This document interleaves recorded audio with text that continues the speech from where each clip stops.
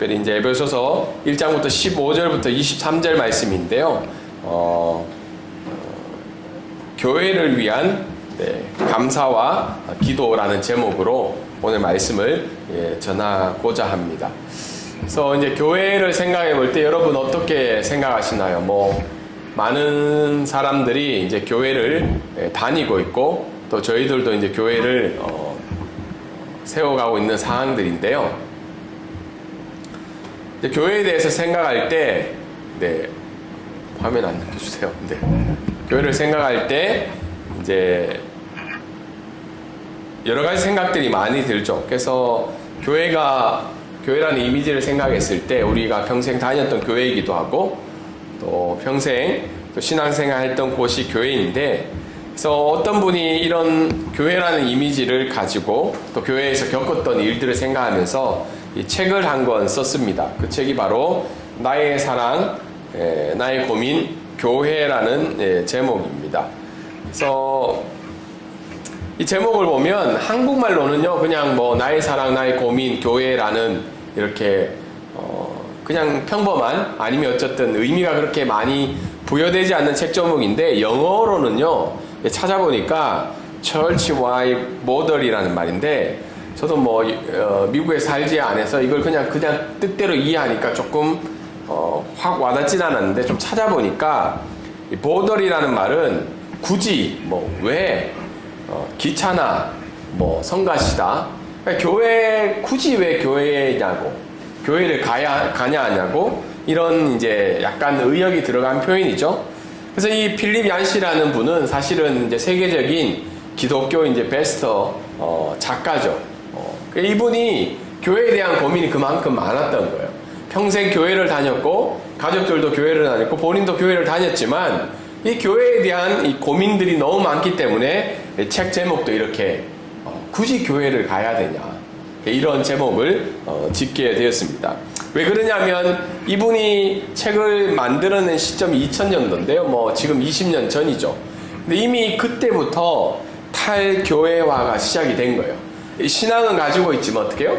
교회를 벗어나고자 하는 교회 중심의 어떤 신앙생활이나 삶의 모습들을 이렇게 탈피하고자 하는 이 모습들이 이미 미국 사회에서는 오래전 이루어졌고, 한국 사회도 어때요? 굳이 교회를 가야 되냐, 왜 교회냐라는 질문을 하는 시대가 왔다는 겁니다. 왜 이런 질문들이 나올까요? 그 이유는 이 교회 신앙생활하면서 교회를 살아봤을 때 이 교회 안에 있는 어때요? 경쟁이나 다툼이나 갈등이나 분노나 증오나 이 관계 속에서 오는 여러 가지 문제들이 우리가 교회를 벗어나고자 하는 그런 마음을 들게 한다는 사실입니다. 여러분은 어떤가요? 교회를 생각할 때마다 어떻게 따뜻한 마음이 드세요? 아니면 때로는 왜 굳이 교회를 가야 되냐, 이런 생각들이 우리 가운데 나타나기도 합니다. 그래서 이 저자는 이런 교회에 대한 고민들을 생각할 때 우리가 강대상, 특별히 목회자를 바라보는 것이 아니라 이 강대상 위에 계신 하나님을 바라보고 또 이 함께 신앙생활하는 주의를 바라보고 또 교회 밖을 생각해보면서 이런 고민들을 해결해 나가자, 이런 취지로 이 책을 마무리하고 있습니다. 근데 여전히 우리가 그런 이야기를 들어도 이 교회에 대한 고민들이 끊임없이 생긴다는 거죠. 미국 교회에 최근에 나온 설문조사인데요, 53% 이상이 교회를 옮겨본 경험이 있다고 합니다. 53%. 그러니까 절반 정도가 넘죠. 그래서 그만큼 교회를 옮김에 있어서 고민을 많이 했다는 거죠. 근데 교회를 옮긴 이유가 뭐냐면, 교회가 어때요? 좋아하지 않는 방향으로 교회가 변해가기 때문에, 자기가 생각하는 교회랑 좀 다르고, 또는 필요를 충족하지 못할 때, 아니면 목회자에게 환멸을 느끼거나, 이게 요즘에 좀 이슈죠. 사회 정치적 이슈에 대한 교회의 가르침이나 입장을 받아들일 수 없기 때문에, 지금 미국 교회가 지금 걱정하는 것은 뭐냐면, 이제 대선이 있고 난 다음에 이 공화당과 이 민주당이 또 한번 대선을 치르게 되잖아요. 내년인가요? 아무튼 이 시기가 되면 또 교회가 분열이 나고, 그 분열에 의해서 어떻게 돼요? 교회를 떠나거나, 아니면 앞에 설명한 이 필립 얀시가 이야기한 그 제목처럼 굳이 교회를 가야 되냐, 이 탈교회화의 현상들이 더 많이 일어날 거라는 걱정과 염려를 가지고 있다고 합니다. 우리도 내년에 이제 총선을 한국도 준비하고 있는데, 이 총선의 결과에 따라서 동일하게 이런 사회적에서 나오는 분쟁과 갈등이 교회 안에서도 일어나기 때문에 이런 어려움을 교회가 겪지 않을까 그런 생각을 하게 됩니다. 그래서 앞에 얘기했던 빌리 얌씨가 했던 이 책 제목, 나의 사랑 나의 고민, 이 교회라는 이 제목들은 어쩌면 그분이 겪었던 문제만이 아니라 우리도 동일하게 이 순간에도 이 교회에 대한 고민을 하고 있다는 겁니다. 이런 고민 속에서 오늘 에베소서 1장 읽었던 15절부터 23절은 바로 이 교회는 어떤 모습을 가져야 되는지, 또 어떤 이 고민에 대한 대답을 가져야 되는지에 대해서 말씀해주는 귀한 말씀이 아닐까 생각합니다. 특별히 오늘 15절부터 23절까지는요, 사도 바울의 이 감사와 이 기도에 관한 내용입니다. 특별히 에베소서 교회들을 향해서 사도 바울이 생각할 때, 내가 너희들을 위해서 기도할 때, 이런 부분은 감사한 부분이다. 다르게 이야기해서 오늘날 우리 교회가 하나님 앞에 감사의 제목이 되려면 어떤 요소를 가지고 있어야 되는지에 대해서 알려주는 본문이 바로 오늘 읽었던 본문입니다. 사실 말씀을 준비할 때는 15절부터 23절까지 한 덩어리로 한 번에 전하려고 했는데 내용들이 좀 많다 보서 아마 교회를 향한 감사와 기도 2를 다음 주에 해야 될 것 같아요. 그래서 오늘은 원만 하는데, 특별히 사도 바울의 감사에 대해서 15절부터 16절까지 말씀을 중심으로 사도 바울은 어찌해서 이 에베소 교인들을 생각할 때 감사의 마음을 가질 수 있을까? 그 내용들을 가지고 말씀을 나누고자 합니다. 첫 번째, 오늘 교회를 향한 감사는 사도 바울이 이야기할 때는 성도들의 믿음 때문에 사도 바울은 에베소 교인들을 향해서 나는 너희들의 믿음 때문에 하나님 앞에 감사한다고 고백을 하고 있습니다. 잠시 에베소서의 배경들을 한 번 더 설명을 드리면, 사도 바울은 이 에베소서를 기록할 때 어디에 있었냐면 감옥에 있었어요. 감옥에. 그리고 에베소 교회는 어떤가요? 이미 사도 바울이 감옥에 있기 전 3, 4년 전에 사도 바울이 그 교회를 어떻게 해요? 개척을 하고 양육을 한 상태였죠. 그리고는 사도 바울이 전도 여행을 마치고 제 3차, 4차 전도 여행 때 어떻게 돼요? 감옥에 갇히게 되었죠. 그리고 에베소 교인들을 늘 생각하면서 이 교회가 어떻게 성장하고 세워질까를 고민하던 중에 이 감옥에 면회를 오는 사람들을 통해서 사도 바울은 에베소 교회의 이야기를 듣기 시작했다는 겁니다. 그래서 전해 들었을 때 어떤 내용을 들었을 것 같아요? 면회를 온 사람이 에베소 교회에 좋은 것들도 많이 들었을 거고, 또 한편에 어떻게 해요? 에베소 교회에 여러 가지 문제들도 많이 들었을 거라고 생각합니다. 근데 사도 바울은 이런 에베소 교회들에 대한 이야기를 듣고 난 다음에 먼저 어떻게 해요? 염려와 걱정과 불만을 이야기한 것이 아니라, 아니면 책망을 이야기한 것이 아니라 그들의 먼저 좋은 것들을 감사의 내용으로 시작을 하고 있다는 겁니다. 근데 첫 번째 사도 바울의 이 감사의 내용 중에 믿음의 특징, 과연 어떻게 해서 사도 바울은 이 에베소 교인들의 믿음에 대해서 칭찬하고 있는데 그 사람들은 어떤 믿음을 가지고 있었는지 소개가 되어주고 있습니다. 15절에 보면 이렇게 나와 있죠. 주 예수 안에 있는 믿음. 주 예수 안에 있는 믿음 때문에 사도 바울은 감사의 마음을 가졌다고 이야기를 하고 있습니다. 앞에서 설명했듯이 사도 바울이 이미 3, 4년 전에 어떻게 해요? 교회를 개척을 하고 본인은 다른 사람에게 맡기고 그 자리를 비우고 전도여행을 다녔죠. 그러다가 몇 년이 지난 뒤에 지금 감옥에서 이 에베소 교인들의 믿음에 관한 이야기를 듣고 있습니다. 특별히 이제 에베소 교인들의 이 신실한 주 예수 안에 있는 믿음에 대해서 이야기를 들었는데요. 우리가 생각해 볼 때 주 예수 안에 있는 믿음이 그렇게 감사할 제목인가라는 질문을 던질 수 있죠. 왜냐하면 우리의 신앙생활을 살펴볼 때 어떻게 해요? 크게 벗어난 게 별로 없잖아요. 교회 다니는 사람들, 특히 한국에 있는 교회나 우리의 모습을 볼 때 우리 내면의 문제는 모르지만 겉의 외면적인 모습은 주 예수 안에 대부분은 살아가고 있기 때문에 이것이 과연 특별한 감사의 제목이 될 수 있는가라는 생각을 하게 됩니다. 근데 이 당시에 우리가 종교를 생각해 볼 때, 이 당시는 에베소 교인들이 살고 있던 이 로마 제국에는 크게 두 종교가 있었죠. 하나는 그리스의 종교, 그리고 그리스의 종교에서 파생된 종교가 뭐죠? 로마의 종교. 이 두 종교가 굉장히 대세적인 종교였죠. 그 누구도 그 종교를 거부할 수 없는 시대 속에서 살아가고 있다는 겁니다. 근데 이런 상황 속에서 에베소 교인들은 누구의 이야기를 듣고 살아가는 거예요? 누구의 이야기를 통해서 믿음을 가졌죠? 사도 바울인데, 사도 바울이 전한 내용이 뭐죠? 주 예수 그리스도를 전했다는 거죠. 근데 한국은 예수 그리스도에 관한 게 기독교가 메이저 종교잖아요. 기독교가 주 종교잖아요. 근데 우리가 태국만 보더라도 태국 안에서 예수 그리스도는 듣보잡입니다. 듣보잡. 듣도 못하고 굉장히 뭐죠?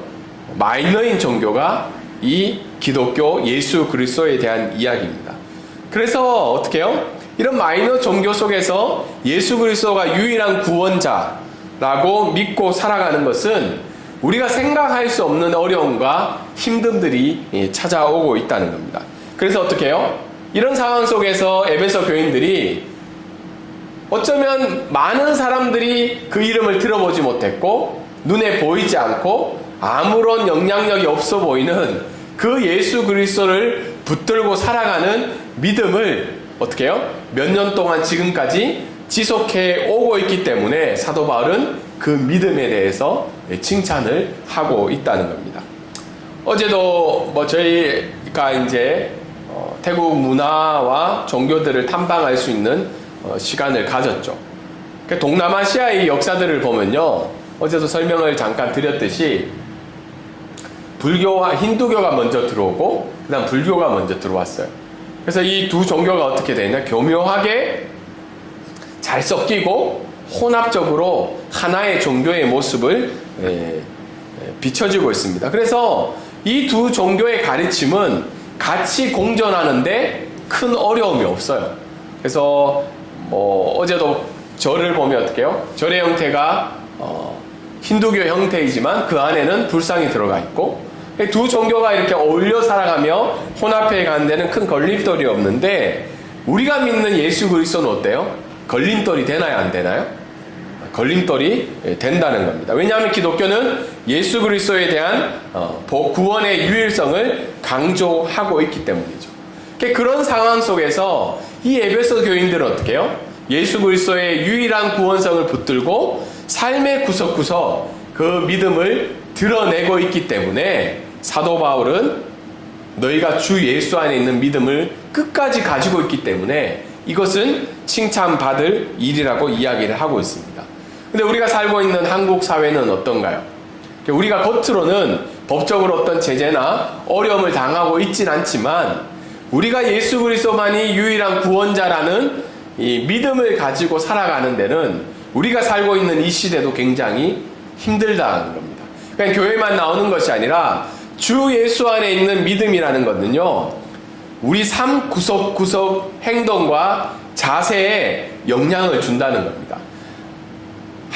한국말로는 주 예수라는 말인데요, 태국말로는 프라예수 옹프라푸벤짜오라는 말이 있어요. 주라는 말은 뭐죠? 주인이라는 말이잖아요. 주인이라는 말. 그래서 태국말에는 정확하게 나와요. 주인 대신 예수 그리스도. 근데 한국말에는 좀 줄여서 주 예수 그리스도로 나와 있는데, 그렇기 때문에 삶의 구석구석에서 예수 그리스도가 나의 삶의 주인으로 드러낸다는 건 굉장히 어려운 일이라는 겁니다. 그래서 사도 바울은 너희가 이런 믿음을 가졌기 때문에, 이런 믿음의 삶의 자세를 가지고 살아가고 있기 때문에 어떻게 해요? 하나님께 감사하다고 이야기를 하고 있습니다. 두 번째는 믿음의 특징이 뭐죠? 박해와 어려움 속에 지켜나가는 믿음.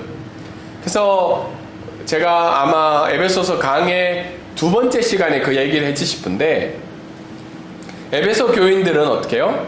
신앙과 믿음으로 인한 박해와 어려움 속에서도 믿음을 가지고 있었다는 겁니다. 그 당시는 이 로마나 그리스 신전에 제사를 지내는 것이 당연한 거였고, 또 그들의 문화와 종교를 받아들이며 살아가는 것이 당연한 일이었어요. 그런데 그것을 거부하면 어떤 일이 있을까요? 차별을 받고 박해를 당하기 시작합니다. 세금을 더 많이 내야 되고, 때로는 그때 문헌에 보면 정치적인 권리도 없어요. 투표할 수 있는 권리도 없고, 정치적으로 지도자가 될 수 있는 권한이 이 박탈이 되던 시대였다고 합니다. 그러니까 그 삶 속에 어떻게 해요? 사회 속에서 차별과 박해와 어려움을 겪고 있었지만, 그럼에도 불구하고 그 사회 속에서 어떻게 해요? 그 믿음을 지켜 나가고 있기 때문에 사도 바울은 이 믿음을 가진 에베소서 교인들을 향해서 감사하다라고 이야기를 하고 있습니다. 오늘날 저희들의 삶을 한번 지켜보면 어때요?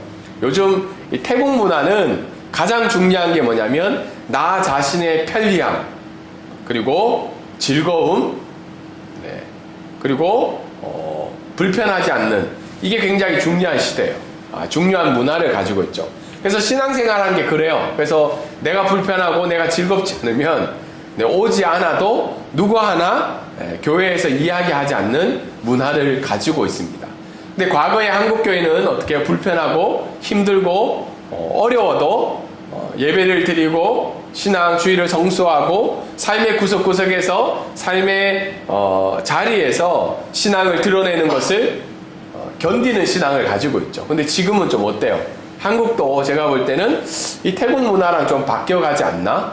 그런 고민을 해 본다는 겁니다. 주의를 100% 무조건 지켜야 된다 이렇게 얘기할 수는 없겠지만, 주의를 성수하는 문제에 대해서는 기본적인 고민들이 있어야 된다는 거.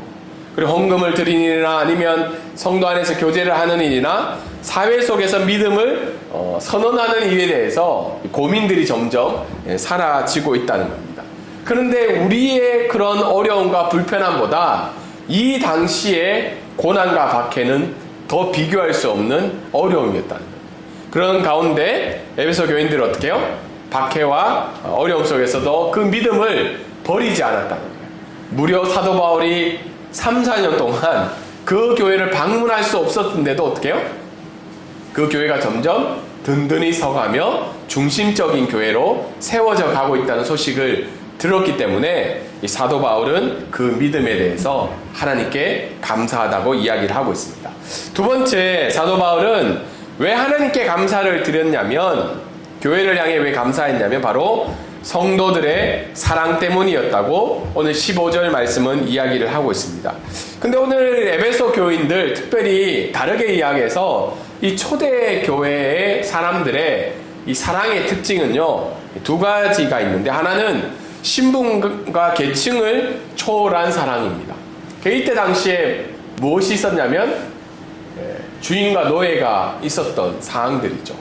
그리고 여성은 인권이 없었어요. 그 당시도.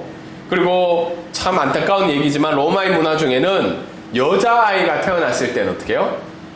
영아를 유기하고 버리는 일들이 그냥 당연한 일들처럼 여겨지던 문화였습니다. 그리고 여자아이가 태어나면 어떻게 해요? 여자아이가 있다는 걸 그들의 그 당시의 의술로 대해서 알게 되면 낙태하는 일들도 그렇게 문제가 될 수 없는 일들이었습니다. 그리고 그런 신분과 계층이 있던 굉장히 어려운 시대 속에서 에베소 교인들, 특별히 초대 교인들은요, 이 신분과 계층을 초월한 사랑을 보여주고 있다는 겁니다. 특별히 로마서 말씀에 보면요, 로마서 15장에 보면 사도 바울이 자신과 함께 사역한 동료들을 향해서 마지막 장에 감사하는 인사를 많이 하고 있습니다. 15장 나중에 가서 한번 읽어보세요. 누구에게 고맙고 누구에게 감사하고 이런 내용들이 나오는데, 그 가운데 5명이 노예였다고 합니다. 거기 이름이 기록된 사람들 중에. 그리고 우리가 잘 알고 있는 브루스길라와 아굴라가 나오는데, 이 브루스길라가 여자죠. 그 당시에는 보통 남자가 먼저 쓰이고 여자가 뒤로 가는 문화들이 있는데, 그만큼 이 교회 안에는 어때요? 노예에 대한 차별이 없었고, 여성과 영아, 유아, 아동들에 대한 차별이 없었던 시절이었다고 합니다. 그래서 신분과 계층을 초월한 사랑이 그들 가운데는 나타나고 있었습니다. 한국교회도 예전에 한국교회 교회 역사를 보면 제가 교회 이름은 생각이 나지 않는데 그 사건이 나옵니다. 하나가 뭐냐면 같은 교회에 이제 장로를 뽑는 일이 있었습니다. 장로. 두 명이 올라왔는데 한 분은 두 분이 한 집에 살고 있었어요. 한 분은 주인이었고 한 분은 노비였습니다. 이 두 사람이 같은 교회를 다녔는데요. 거기서 이제 장로로 추천을 받아서 한 분을 뽑게 되었습니다. 결국은 누가 뽑혔냐면 노비인 그 노비가 장로가 되고 주인이 이제 장로가 뒤에는 뽑히게 되었는데 그 당시에는 선택을 받지 못했어요. 그러면 어떤 일이 발생될까요? 굉장히 어려운 일들이 많이 발생되는데 이 주인인 사람도 그리스도에 대한 분명한 사랑이 있었고 노비도 어떻게 해요? 분명한 신앙을 가졌기 때문에 이 일들이 굉장히 훈훈한 한국교회 유산으로 남겨져 있습니다. 그래서 신분과 계층을 초월한 사랑은 그냥 우리가 이념적인 사랑이 아니라 이미 예수 그리스도가 우리를 향해서 보여준 사랑이었죠. 얼마 전에 성탄절이 있었는데 여러분 성탄절 생각할 때 뭐 선물을 생각할 수도 있지만 성탄절은 무슨 날이죠? 예수 그리스도가 이 땅에 오신 날이죠. 근데 예수 그리스도가 이 땅에 왔다는 말은 어떤 말이에요? 하나님이신 그분이 피조물인 인간의 몸을 입고 이 땅에 온 날이라고 우리가 해석을 할 수 있습니다. 그러면 예수님이 보여주신 사랑은 십자가의 사랑도 굉장히 놀라운 사랑이기도 하지만 어때요? 예수님이 피조물인 육체의 몸을 입고 왔다는 것도 이미 엄청난 사랑을 우리에게 보여주고 있다는 겁니다. 모르겠어요. 뭐 여기는 지금 몇 번 얘기를 했지만 뭐 애완견을 키우는 사람이 없죠. 뭐 여기 모이신 분들은. 그런데 애완견이나 아니면 뭐 고양이나 이렇게 너무 좋아서 사랑하기 때문에 뭐 요즘은 침대에서도 같이 자기도 하고 생활을 같이 하죠. 근데 사랑하기 때문에 강아지나 고양이가 되고 변하고 싶은 사람은 거의 없을 거예요. 왜냐하면 그건 또 다른 문제의 일들이기 때문에. 그런데 하나님이신 예수 그리스도가 어떻게 해요? 인간의 몸으로 왔다는 것은 이건 더 놀랍고 하나님 입장에서는 굴욕적인 일이죠. 자기가 만든 피조물의 몸을 입고 왔으니까. 근데 이미 예수 그리스도를 통해서 어떻게 해요? 신분과 계층을 초월한 사랑을 보여준 것을 이 에베소 교인들이 어떻게 해요? 그 사랑을 실천하고 있습니다. 뒤이어서 2장부터 나오는 이 에베소 교회의 심각한 문제가 뭐냐면 유대인과 이방인의 갈등이 이제 문제가 나타납니다. 유대인들은 기도의 내용 중에 뭐냐면 두 가지 내용을 기도할 때가 있어요. 하나는 하나님 감사합니다. 여자로 태어나지 않아서. 그리고 하나님 감사합니다. 하나는 이방인으로 태어나지 않아서. 지금도 그렇게 기도를 하고 있는 걸로 알고 있어요. 그만큼 이방인에 대한 하나님의 언약 밖에 있는 언약 밖의 백성에 대해서 굉장히 멸시하고 무시하는 부분들이 아직도 남아 있다는 겁니다. 그런데 에베소 교회 안에는 어떻게 해요? 이런 것들을 극복하며 하나님의 초월한 사랑을 보여주고 있다는 겁니다. 그리고 이 사랑의 특징은요, 그 사랑을 베풀 때 한 가지 질문만 한다고 합니다. 뭐 여러 가지 질문들이 있을 수 있지만 문헌에 보니까요, 이 초대교회 때 사랑을 베풀 때는 한 가지 질문만 한다고 합니다. 그게 뭐냐면 당신은 하나님의 자녀입니까? 라는 질문을 한다는 거예요.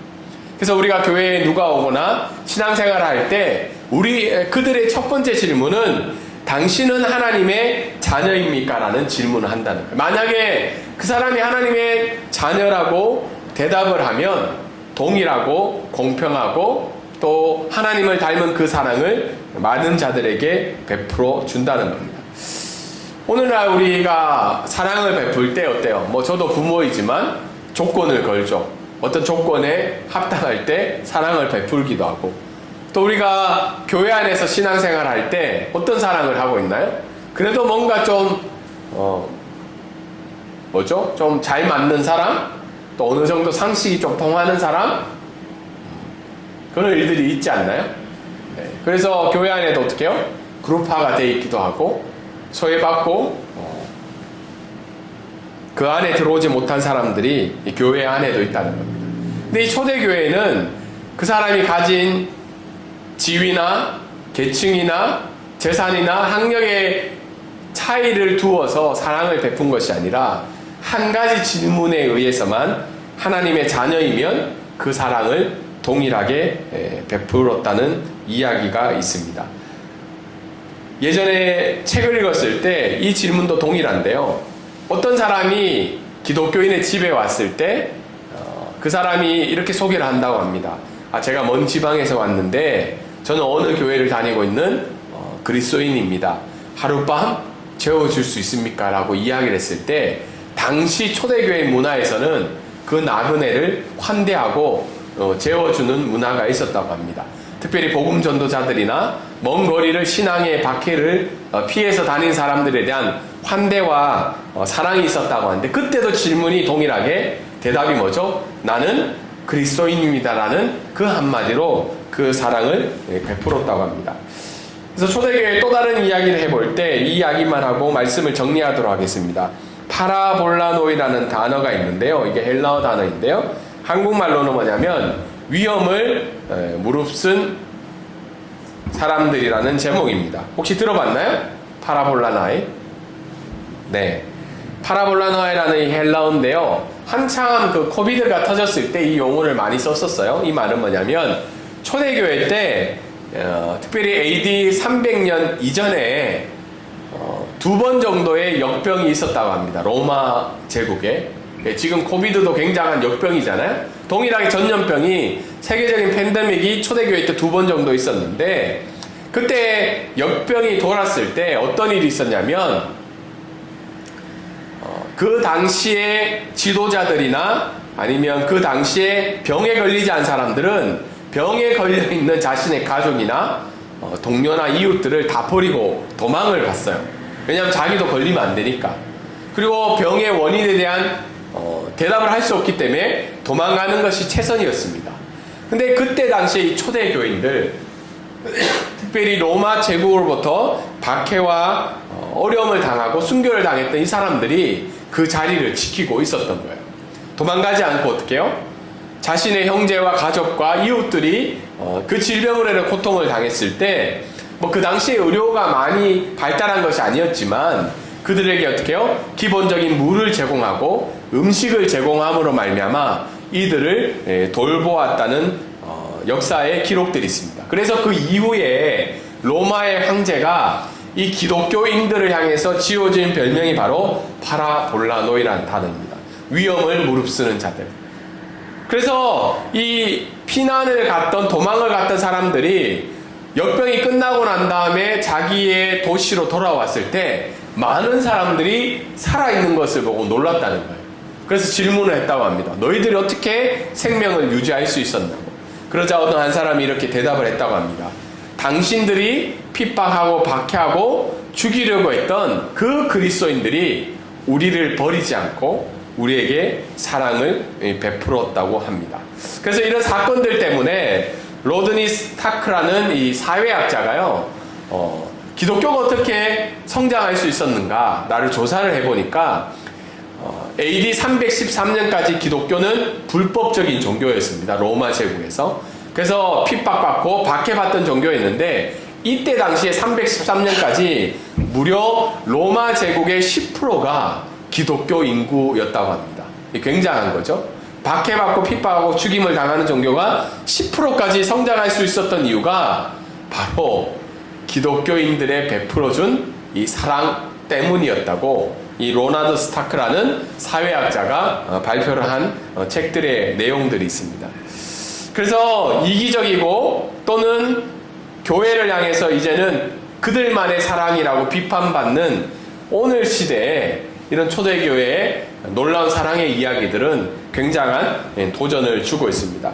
오늘 두 가지 말씀을 생각해 볼 때 우리가 말씀을 적용해 보면 특별히 첫 번째는 우리의 삶도 교회의 감사 제목이 좀 되었으면 좋겠습니다. 교회의 감사 제목에서 누가 어떻게 성공을 했고 뭐 헌금을 많이 했고 아니면 큰 공헌을 했다는 것이 교회 감사의 제목들이 아니라 어떤 상황과 형편 속에서도 어떻게 해요?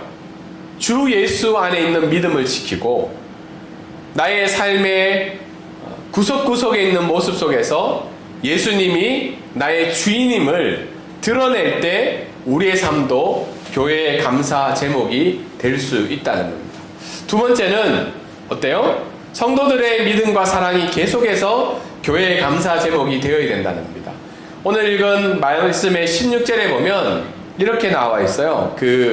우리의 믿음과 사랑이 끊임없이 교회의 감사의 제목이 된다고 사도 바울은 기도를 하고 있습니다.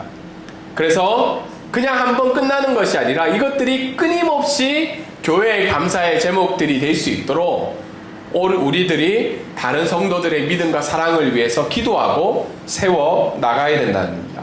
근데 믿음과 사랑은요, 같이 가야 된다는 거예요. 믿음은 다르게 이야기해서 하나님과 나와의 관계의 문제죠.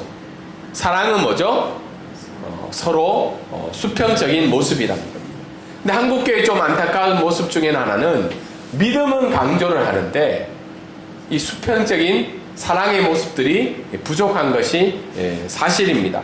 그래서 우리에게 참된 믿음이 있다면 우리에게 참된 사랑이 당연히 나타나야 되는 것이며 이런 것들이 교회의 감사 기도의 제목이 되어야 되며 끊임없이 이런 일들이 우리가 섬기는 교회 안에 나타나기를 사모하고 서로 격려해야 된다는 것입니다.